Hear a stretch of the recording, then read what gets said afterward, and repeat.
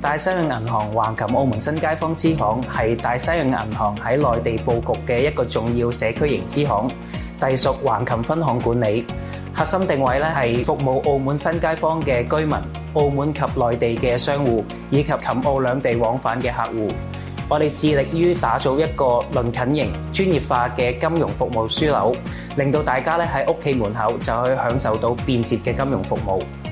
選擇新街坊咧，核心係睇中咗呢度匯集咗一大班有生活、辦公、投資需求嘅澳門居民。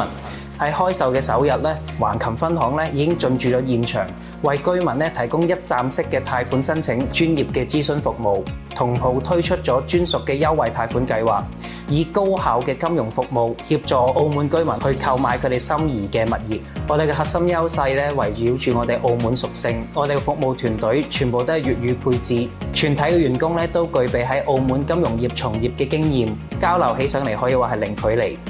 未來我哋嘅目標覆蓋更多澳門居民日常金融嘅需要，推出更多創新嘅金融產品服務，助力更多澳門企業走進內地，內地企業走向澳門，助力琴澳金融合作。我哋對新街坊咧係充滿期待，社區配套完善，粵語通行。目前澳門居民入住人數咧持續上升，節日咧更加係十分熱鬧。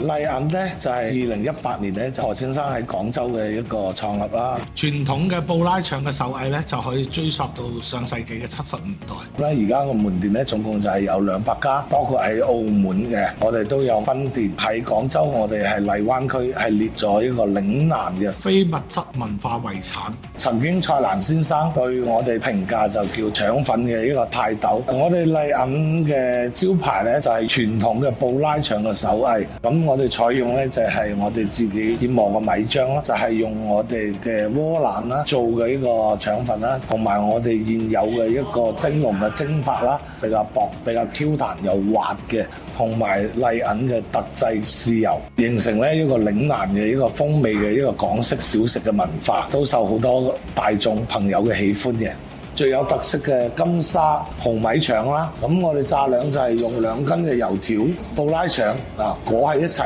啊，淋上我哋麗銀嘅特製嘅一個醬油啊。另外我哋仲有現煮嘅沙鍋艇仔粥啦，向麗銀嘅特製嘅米啦嚟現煲現熬，同埋我哋傳統嘅乾炒牛河啦，用我哋麗銀嘅專用嘅油啦去炒啦，係我哋一啲嘅特色嚟嘅。新街坊咧俾我印象咧就非常嘅舒服，人流咧都相對於可以。對於成個環境嚟講咧，我哋係相當嘅滿意。我最中意澳門新街坊嘅居住嘅環境啦，朝氣蓬勃。我最中意新街坊帶來嘅寶貴機遇。